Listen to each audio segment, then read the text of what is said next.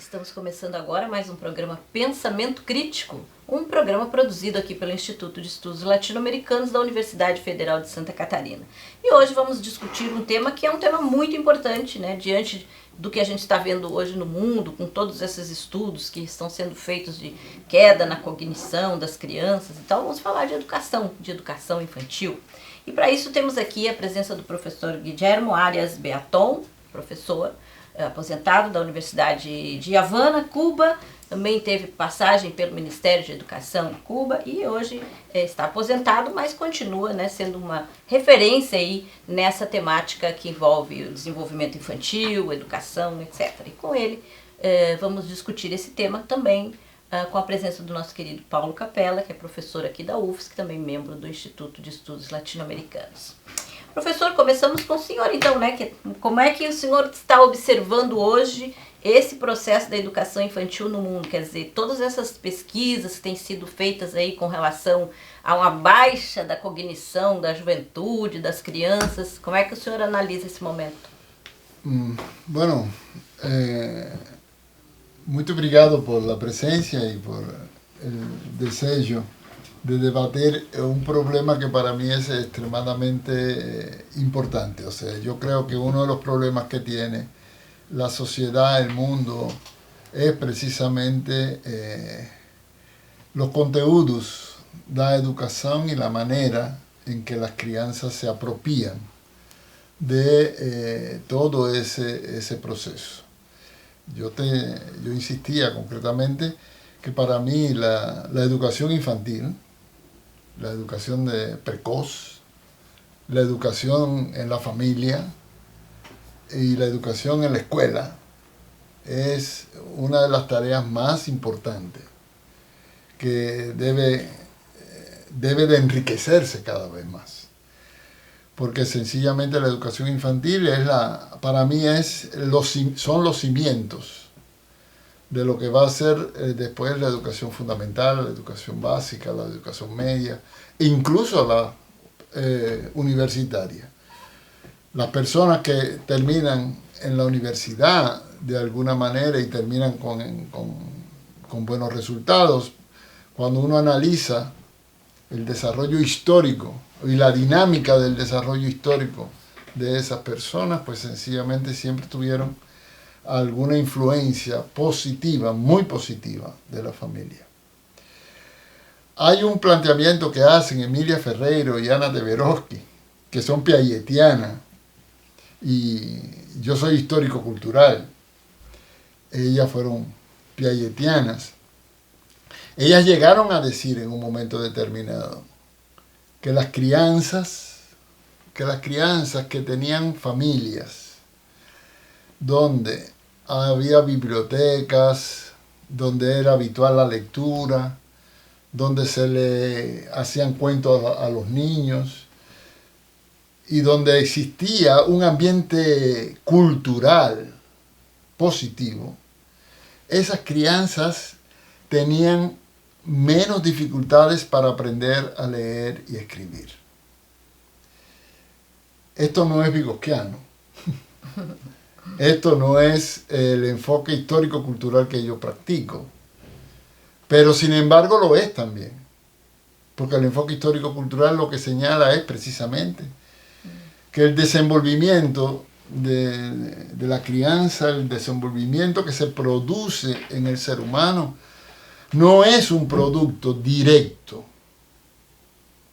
de los mecanismos biológicos y de las estructuras biológicas. Lo que no quiere decir que las estructuras biológicas no estén o formando parte de ese proceso. Pero en sí, lo que produce el cambio y la transformación de los desarrollos elementales, iniciales del ser humano, es precisamente el contenido social y cultural que el ser humano recibe. Por eso yo saco el ejemplo de Emilia Ferreiro y Ana Teveroski, porque ellas, sin ser históricos culturales, son históricos culturales cuando están diciendo que los niños aprenden mejor cuando tienen una influencia cultural y social positiva.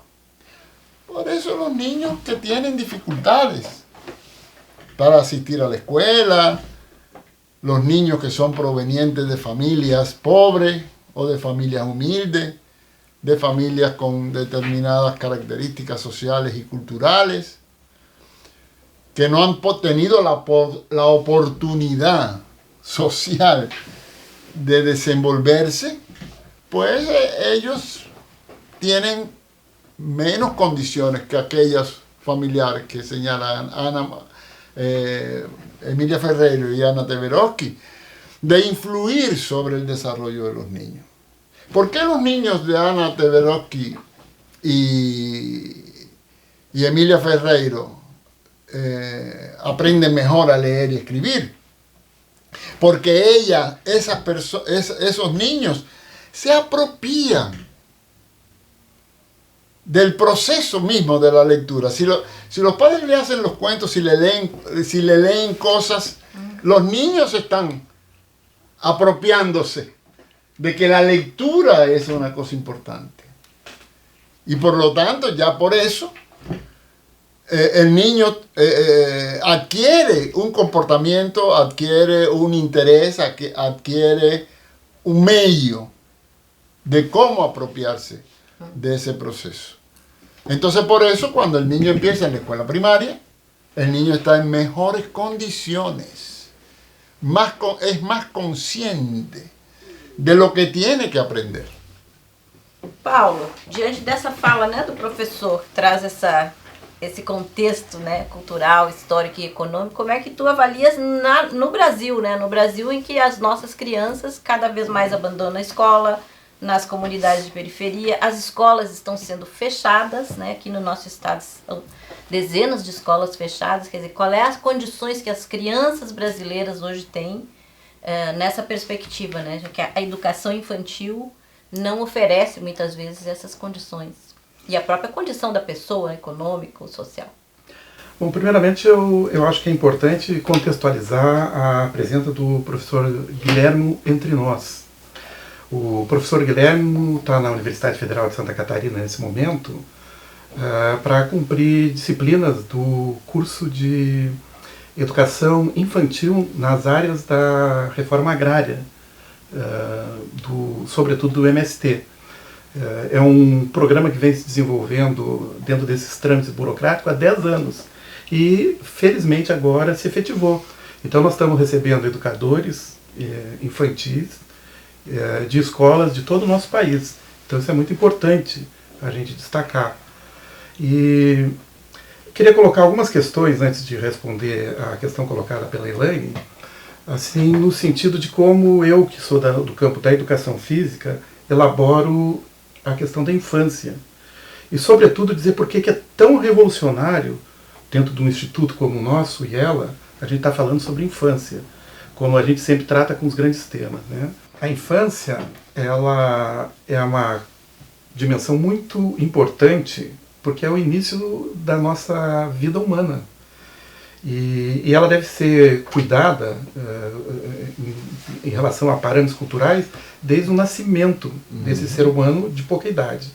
E a gente caracteriza, assim, de forma geral, como infância, é um estado de minoridade da nossa chegada no mundo. Por quê? Porque é um estado em que esse sujeito, em relação aos outros seres viventes, ele tem um grau de dependência dos adultos. E aí se coloca uma questão importantíssima, né? Como vai se dar esta relação dos adultos com a educação desse novo ser, que é a criança. Então, e isso é determinante. Então, são duas questões que caracterizam a vida. Mas, sobretudo, os estudos indicam que nessa fase da vida, que a gente acredita que a criança é uma página em branco, ela é produtora de cultura. E aí já cabe algumas reflexões do que a gente pode pensar com relação a equipamentos destinados, por exemplo, para as crianças, né? Que já vem com uma pré-determinação que inibe, muitas vezes, sobretudo em Florianópolis, a dimensão de que elas se desenvolvam plenamente. E então, eu também queria dizer que é muito importante, porque eu forjo uma palavra que eu acho que expressa toda a importância da infância. A infância, ao contrário do que muitos pensam, dura a vida toda. Nós só chegamos a essa a idade que nós estamos porque nós passamos pela infância. E infâncias bem cuidadas permite que a gente tenha uma geração de seres humanos muito bem cuidados. E, fundamentalmente, também a gente pode dar elementos culturais que apontem para uma humanidade que a gente deseja ter, que é a semente germinadora dessa nova geração, dessa nova civilização. Fecho minha fala contando um relato de uma experiência educacional infantil num acampamento da reforma agrária do MST, em que eles estão sitiados e com as forças do aparato policial, e as crianças, e aquele dia é o dia do soldado. Então, dentro do acampamento, surge a ideia dos adultos de cada um pegar uma flor e levar para um daqueles guardas que a gente conhece muito bem, né? Essa brigada, tudo carrancudo. E cada um, como se fosse assim, uns carneirinhos, entregam uma flor para cada um daqueles militares que estão ali numa situação de agressão ao povo que busca a sua terra. E voltam felizes que nem um carneirinho. Esta é a primeira ação educacional de uma criança, dentro de um acampamento. Legal, vamos seguir o nosso debate aqui sobre a questão da educação na infância. Logo, logo a gente volta no próximo bloco. Fica aí.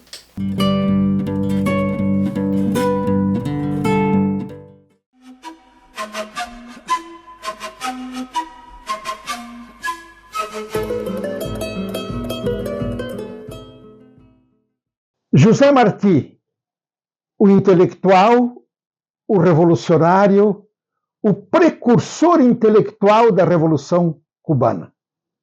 Nasce em 1853 e morre em combate em 1995. Passou pela América Latina, pela Europa e pelos Estados Unidos. É um homem que vai, no final do século XIX, fazer parte do final da luta pela independência de Cuba. Inclusive, ele funda o Partido Revolucionário Cubano e, na primeira etapa do partido, não é só lutar pela independência de Cuba, mas ajudar também a de Porto Rico, que até hoje é colônia dos Estados Unidos. José Martí é um intelectual tão importante que, na sua época, ele escreveu cerca de 30 livros.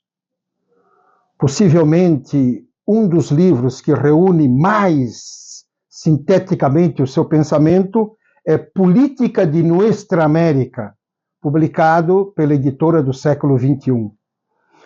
Ele é um intelectual tão engajado que em uma mão ele tinha a caneta e na outra o fuzil.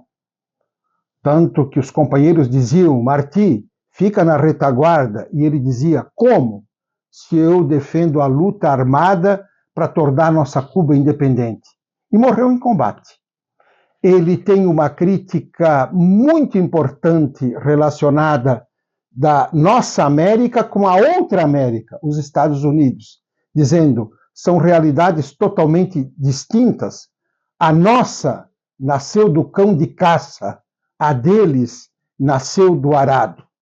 Também é uma crítica muito bem feita ao pan-americanismo, que até hoje existe na América Latina, onde ele vai dizer, e os artigos dele são fundamentais, que não pode haver integração entre uma América subdesenvolvida e uma América desenvolvida. Os artigos eram publicados na época, final do século XIX, no La Nación de Buenos Aires, porque ele, como jornalista, desde Nova York, dizia ele, eu que conheço as entranhas do monstro, mandava esses artigos via telex para serem publicados aqui. Portanto, José Martí é um pensador atual, tanto que, quando Fidel Castro foi preso em 1954 por conta do assalto ao quartel Moncada, um delegado perguntava a ele quem era o autor intelectual daquela façanha. Fidel apontou para o retrato de José Martí na parede e disse: é ele. Não se entende a Revolução Cubana sem compreender José Martí.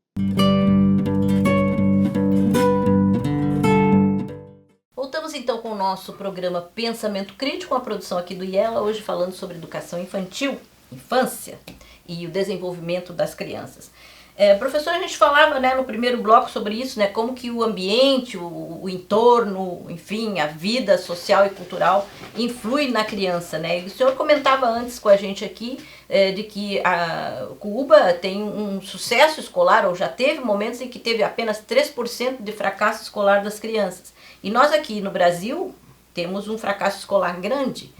Como é que o senhor avaliaria isso, quer dizer, a falta de cuidado com a educação, por exemplo, nos países, principalmente os nossos países aqui mais da América Latina no seu todo, né? Como é que o senhor avalia isso e esse fracasso escolar que a gente vê dessa escola para pobre? Porque a gente percebe que existe uma escola para pobre e uma escola para ricos. É diferente, inclusive nos currículos.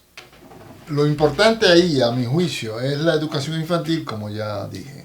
Y esa educación infantil se tiene que caracterizar, como lo ha señalado Pablo, en función de que las crianzas nacen completamente dependientes de los adultos.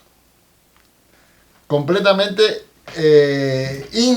no tienen independencia, no tienen estructuras todavía necesarias para promover el desenvolvimiento que ellos tienen que producir. Hay la idea de que el desarrollo del lenguaje es un desarrollo innato, responde a un mecanismo biológico. Sin embargo, si al niño que nace no se le fala, y no se fala sistemáticamente narrando lo que se está haciendo, y se le hacen juegos y actividades lúdicas, pues sencillamente esas crianzas no se desenvuelven convenientemente. Hay una pesquisa de un psicoanalista, un médico psicoanalista, René Spicht, que demuestra esto. Ellos no son tampoco históricos culturales, pero sin embargo el resultado de su pesquisa es esencial en este sentido. Aunque ellos parten de su explicación psicoanalítica, que yo no comparto plenamente, pero sin embargo esta investigación que voy a decir es una muestra de esto. Él demostró que aquellos niños que han tenido que ser incluidos en orfanatos o en hospitales, porque las madres no lo han podido cuidar o no han podido atenderlo, estos niños reciben una buena alimentación, reciben un buen cuidado médico, sin embargo no reciben el calor afectivo, emocional con los niños, no se le fala al niño, no se brinca con el niño, no se hace una actividad de carácter cultural con el niño. Estos niños se retardan en su desarrollo o no se desenvuelven convenientemente. Y los más agudos mueren, inclusive. O sea, aquellos niños que no son atendidos culturalmente, socialmente y de una manera educativa adecuada, estos niños no se desenvuelven convenientemente. Esto demuestra otra vez más que el papel de lo social, el papel de lo cultural, el papel de lo humano, el papel de las relaciones afectivas con ellos son básicas para que ese desenvolvimiento se produzca. Y eso es una de las cosas que más afecta el desenvolvimiento futuro de la crianza. Por eso es imprescindible que la educación infantil, desde la más temprana edad, contribuya primero al desenvolvimiento del habla y luego al desenvolvimiento también de las operaciones con los objetos y de las condiciones cómo se dan y cómo se desenvuelven. Y además que los niños empiecen a reproducir a nivel de representaciones las condiciones concretas y reales de vida que viven. Por eso los juegos de papeles, los juegos de papeles, las crianzas representan subjetivamente, idealmente, lo que ellos ven que realizan los adultos.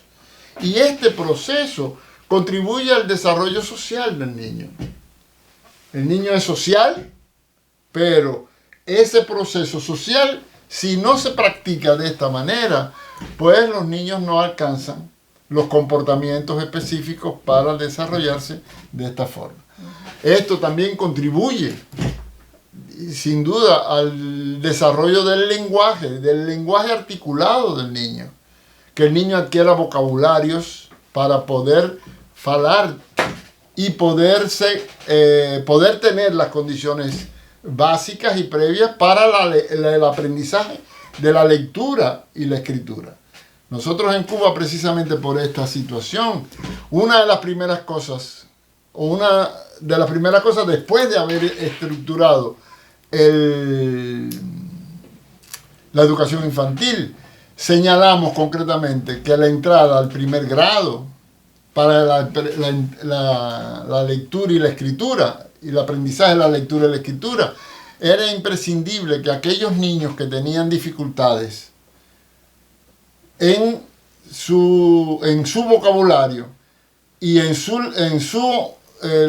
lenguaje, pues tuvieran una atención por parte de especialistas que entonces en 1, 2 o 3 meses ellos intensificaban la atención del desarrollo del lenguaje en el niño para que el niño se apropiara correctamente de cómo hablar, cómo explicar y cómo poder utilizar el lenguaje como representación de los objetos y por lo tanto era la base principal para el aprendizaje de la lectura y la escritura.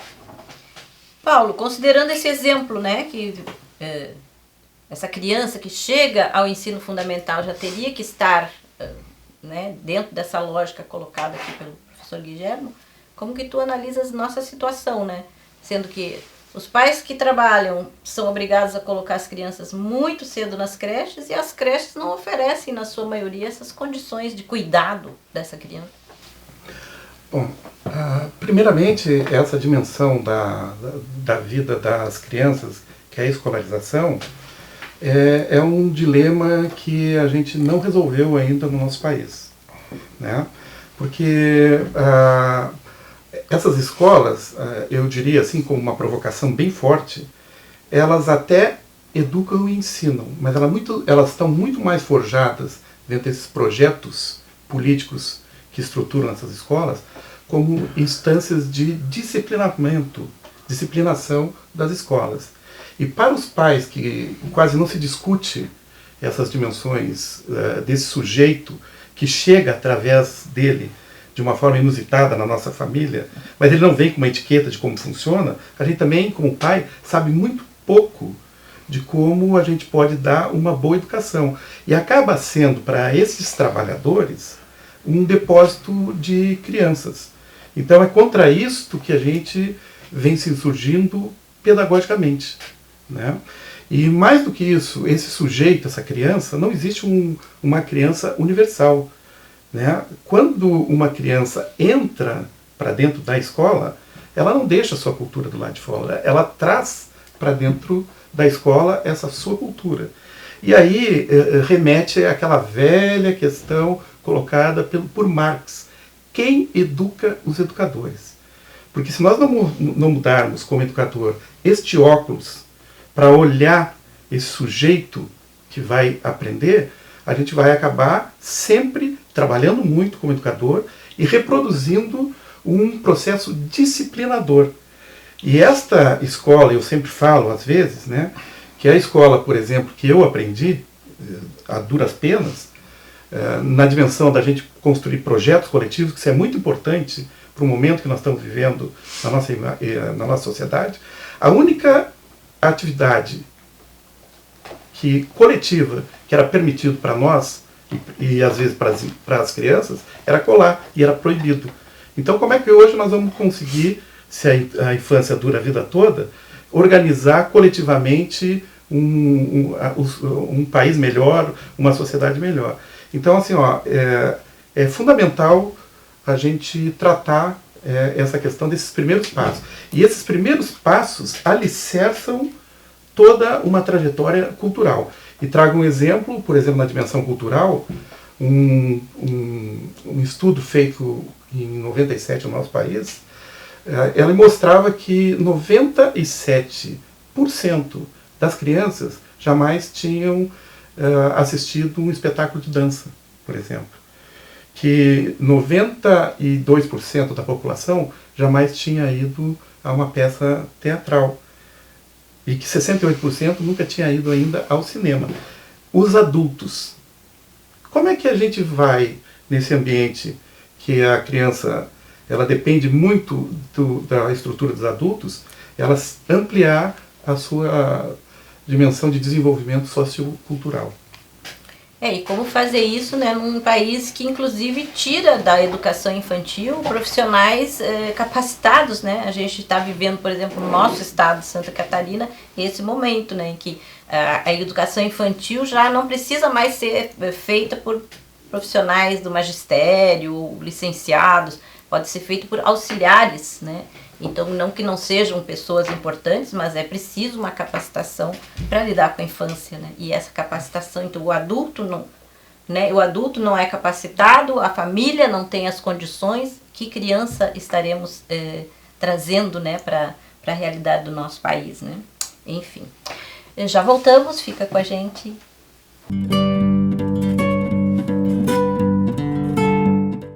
Voltamos com o nosso programa Pensamento Crítico, hoje discutindo a questão da infância. E Germa estava aí provocado por essa informação, né, das creches. Como é que tu observas isso e analisas essa realidade dessa creche, que é, no caso, não só no Brasil, mas em vários outros países, um depósito de crianças?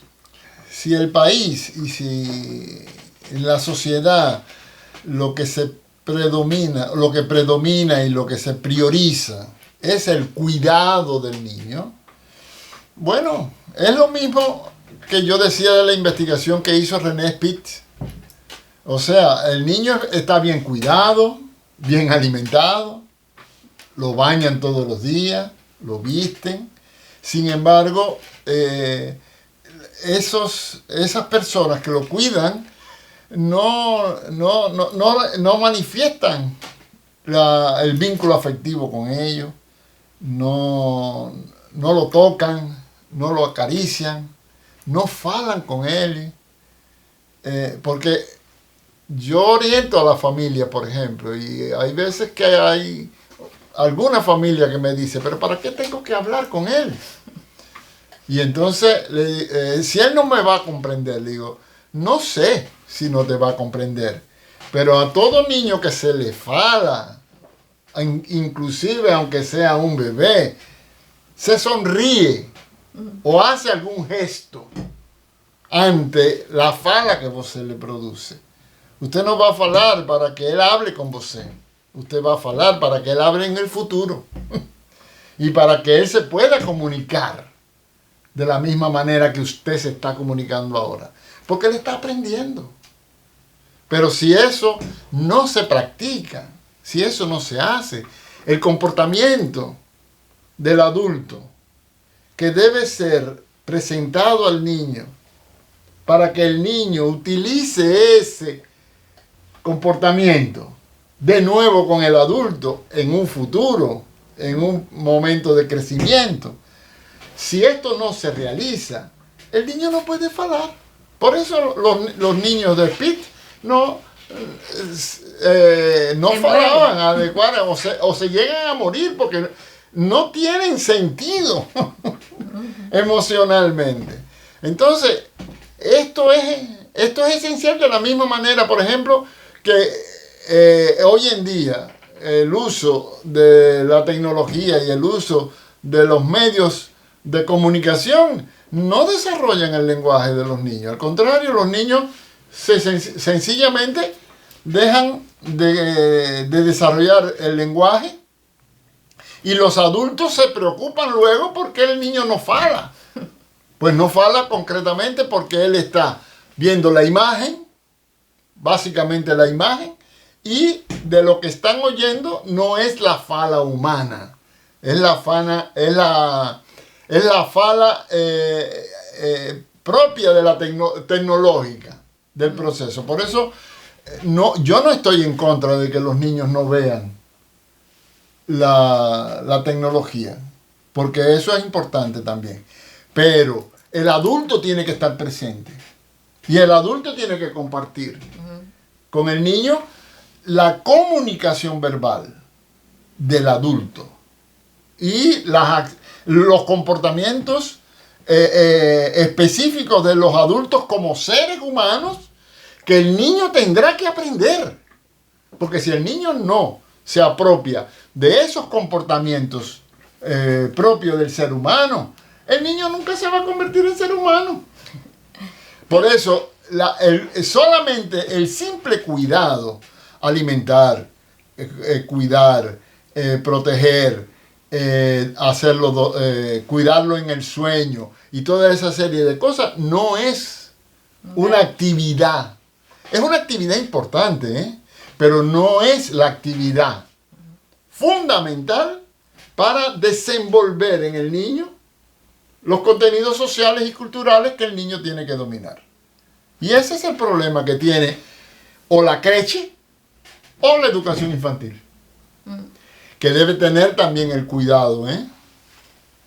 O sea, la educación infantil incluye el cuidado, incluye si se quiere la creche, pero lo que no se puede tener una creche sin educación infantil, porque entonces no estamos contribuyendo al desenvolvimiento cultural y social del niño, a que el niño fale, a que el niño brinque, a que el niño esté en condiciones cuando tenga 6, 7 años de poder aprender a leer y escribir.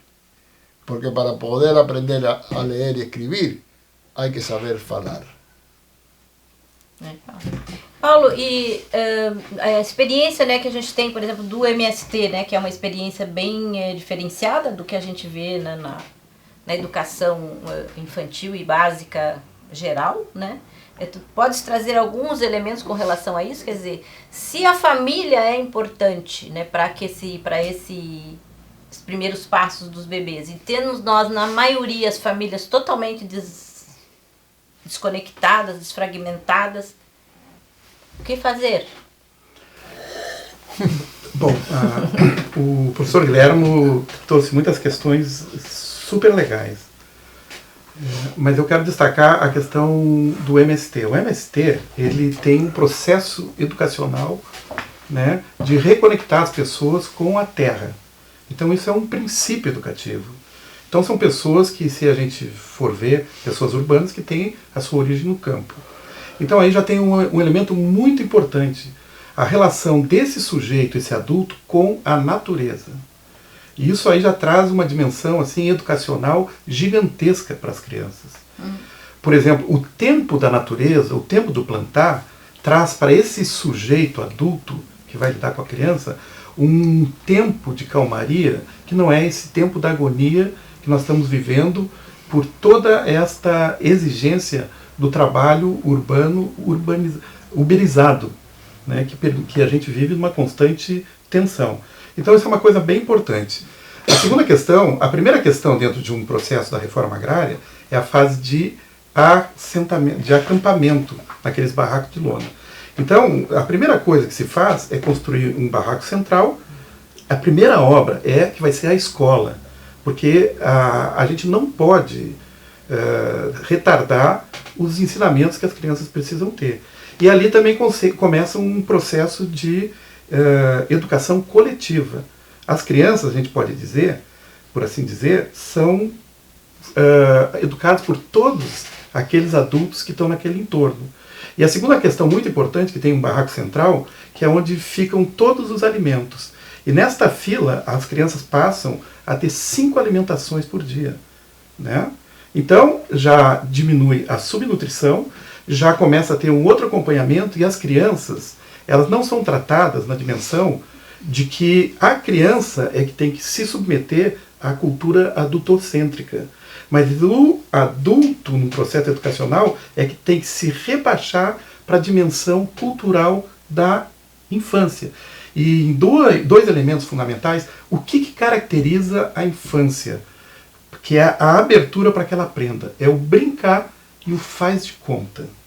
Então, os adultos precisam recuperar o brincar que um dia tiveram. E os que não tiveram, eles também precisam curar as suas infâncias para poder bem educar essas novas gerações. E isso é colocado porque o tempo da agricultura familiar, ela tem outra dimensão. Por exemplo, é o ir para a lavoura junto com o pai, cuidar dos animais, ficar sentado nesse dia frio que nós estamos vivendo hoje em Florianópolis, junto com o fogão a lenha, escutando as histórias. E escutar histórias, né, narradas nesse tempo que, como Walter Benjamin já falava, que não é esse tempo da agonia, isto abre um universo de imaginação para esse primeiro movimento que o professor Guilherme falou, que é dele começar a elaborar a criatividade e imagens, porque a linguagem é a gente transformar alguma coisa que é um objeto em símbolos que são fixados na mente ou na nossa alma. E aí eu digo que elas são 100 vezes mais potentes, as cirandas infantis, que depois vão se transformando as instituições educacionais equivalentes às nossas creches e escolas. Então esses elementos todos estão dados dentro desta cultura de ampliar o universo cultural das crianças, sem que eles percam a dimensão de quem eles são e que eles só vão ascender a uma dimensão melhor de vida se já tiver desde presente a questão da luta coletiva. É outra educação, né? Não só no próprio acampamento e na lógica da educação do MST, mas a própria família que está ali, né? Porque na cidade, nas favelas, nas comunidades empobrecidas, essa família está esgaçada, essa família não está presente muitas vezes, né? Então é bem difícil esse processo. Enfim, vamos encerrando esse bloco, já voltamos com o nosso bloco final.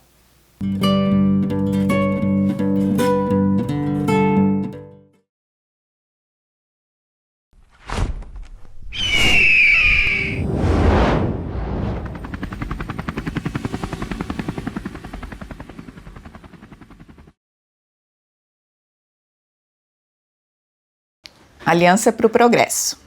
A Aliança para o Progresso foi uma iniciativa do governo dos Estados Unidos, lançada formalmente em 1961, depois de 2 eventos. Em 1958, o primeiro desses eventos, o Nixon vem à América Latina e ele é muito mal recebido, inclusive o carro onde ele estava, em Caracas, é apedrejado.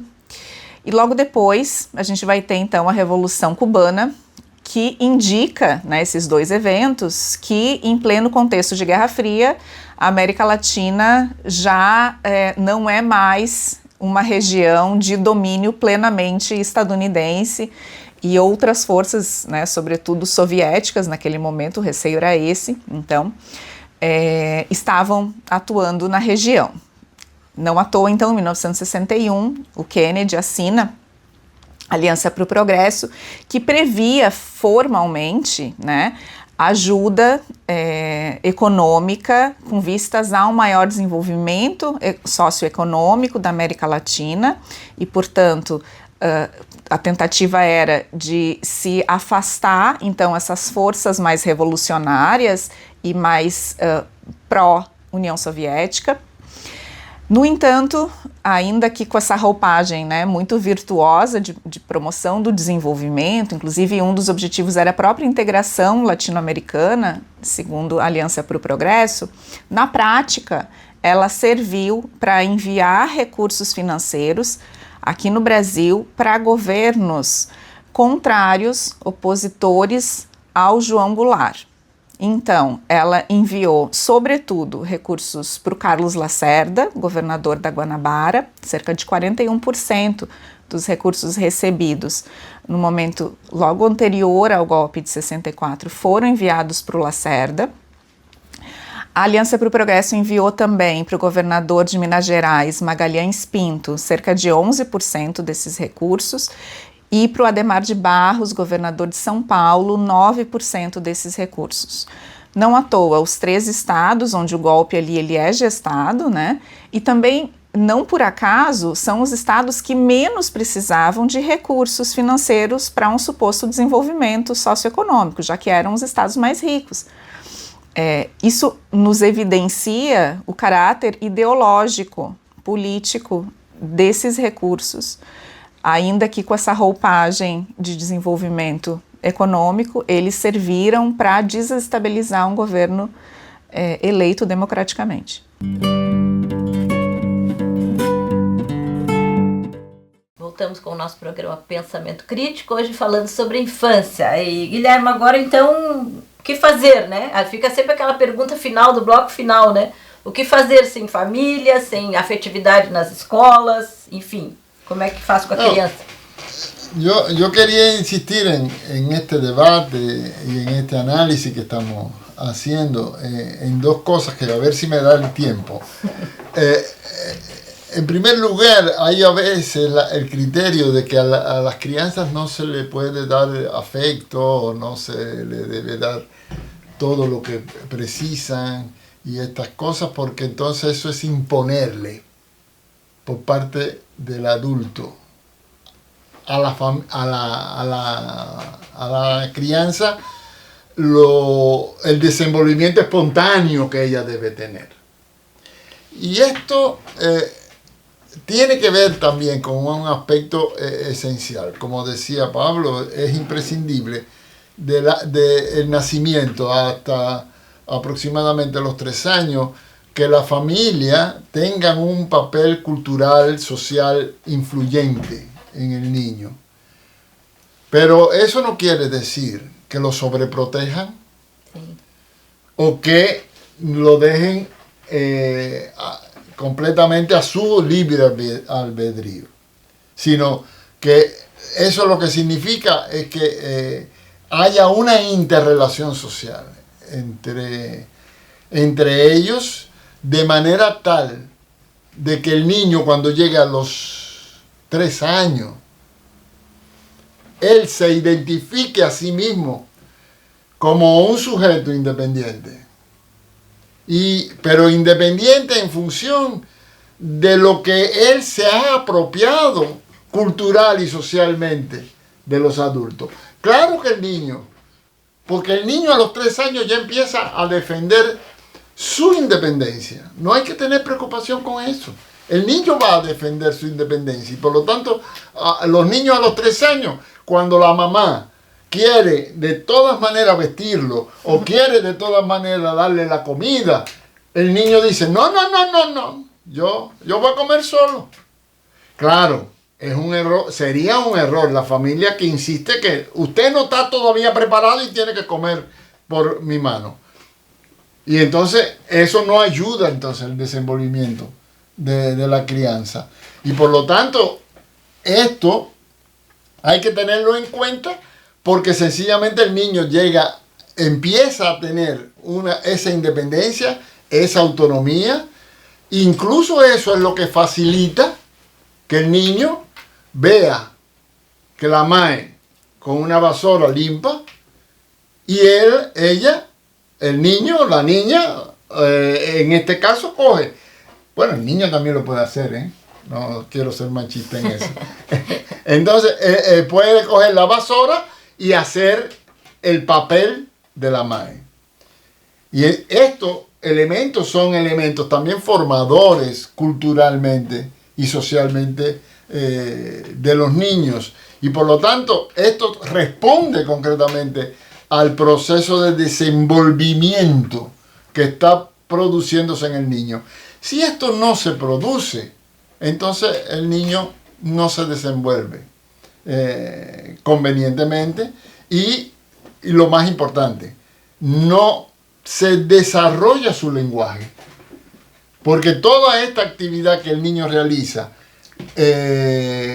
con los juegos de papeles, o como también le dicen aquí, faz de conta, pues sencillamente contribuye también al desenvolvimiento del vocabulario del niño. Y por lo tanto, todo este proceso forma parte de la acción que tiene que realizar la familia. El otro aspecto en el que yo quería insistir es que la familia, junto con el profesor, debe también ser orientada, formada, preparada en este sentido. A la familia hay que explicarle estas cosas. A la familia hay que darle recursos para que ella lo pueda realizar. Inclusive, aunque sean familias con problemas culturales. Porque yo he tenido contacto aquí en Brasil inclusive con familias analfabetas que ellas hemos hablado cómo ellas pueden hablar con sus hijos de que la importancia de ir a una educación, de ir a una escuela, aprender a leer y escribir, para ellas también tener la posibilidad en algún momento de aprender con los hijos a leer y escribir. O sea, ese proceso lo hemos utilizado y la familia lo que está haciendo es reforzando el proceso de aprendizaje y de estudio de su hijo, que tiene en ese momento 7, 8 años, y por lo tanto la familia que está preparada para esto puede, a pesar de ser analfabeta, puede influir en el proceso conveniente del desarrollo del niño.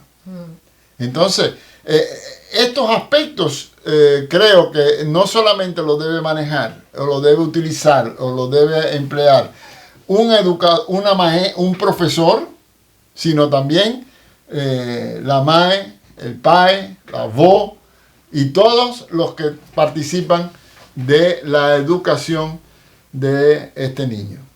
Isso é importante. E voltando a falar dessa temática da família, né? Que quando a gente fala família, obviamente nós estamos tratando da família real, né? Pode ser um tio, pode ser uma avó, pode ser, né, família homossexual, heterossexual. Não está em questão o tipo de família, mas sim essa família que vai criar esse ser, né? E a necessidade dessa questão da afetividade, que é justamente isso que o professor falou. Mesmo que tu não seja um analfabeto, tu tendo esse cuidado com a criança, vai levá-lo a se desenvolver. Exatamente.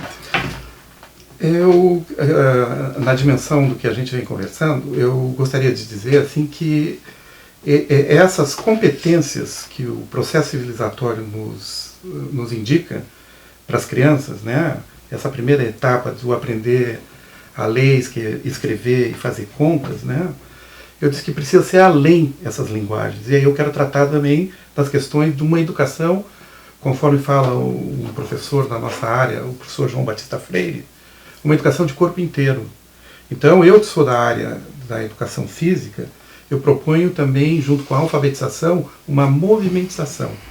Porque a falta de afetos gera um sub-ser humano. Não adianta, e a gente sabe que hoje a gente tem adultos que passaram por essas escolarizações muito qualificadas, e hoje eles atendem a projetos que são muito mais de desumanização do que de humanização. Nós estamos vivendo uma escalada da extrema-direita, né, e que são pessoas qualificadíssimas nas dimensões técnicas, mas absolutamente empobrecidas de um olhar mais generoso sobre as pessoas. Queria também dizer que e é um tema que é muito importante, a escola, porque pode ser o único e mais importante lugar onde as crianças podem ter acesso a todas essas dimensões, sobretudo as afetivas, né? E nessa relação da educação familiar com a educação escolar, eu vou contar uma história que é uma pessoa muito importante e ela estava recebendo a queixa de uma mãe e de um pai. Então, olha, a minha filha não me ouve, eu falo e ela não me escuta, eu digo para ela fazer e ela não faz. E essa pessoa, muito serenamente, diz assim, fique tranquila, ela está ali vendo. Então, as crianças têm uma outra linguagem, né? E essa linguagem que é importante para a gente conseguir avançar nesse processo civilizatório. Sobretudo, nesse momento, que a gente vem falando falsamente de uma inteligência artificial que vai substituir as dimensões humanas. Primeiro que não é uma inteligência artificial, é uma inteligência forjada da repetição do que o homem, o ser humano, foi possível de produzir. E aí, voltando para as crianças, essa questão assim, é o tempo em que se abre nesse ser humano de pouca idade todas as suas potencialidades de imaginação.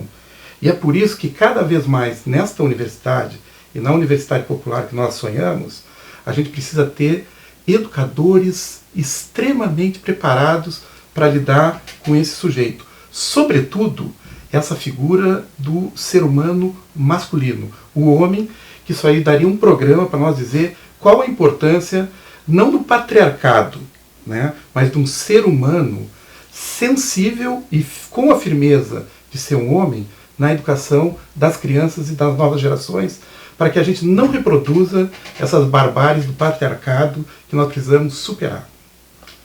Esse é um tema, né, longo, daria mais um monte de programas sobre essa temática, né, bastante importante. E, claro, a gente está aqui pensando numa educação ideal, né, num mundo ideal, no nosso mundo, infelizmente, colocado, como já falamos no programa, com famílias que muitas vezes saem de manhã cedo, não conseguem nem ver o seu filho, e quando voltam à noite, tão pouco, porque ele já está dormindo. Essa interação é cada vez mais difícil. Então, para além de libertar essa infância, nós temos que libertar também esses corpos trabalhadores, né, que vivem nesse processo de superexploração. Mas essa é a nossa luta, esse é o nosso caminho, nós vamos chegar lá. A gente volta mais tarde com outros programas, outros temas. Fiquem aí, um grande abraço. Tchau.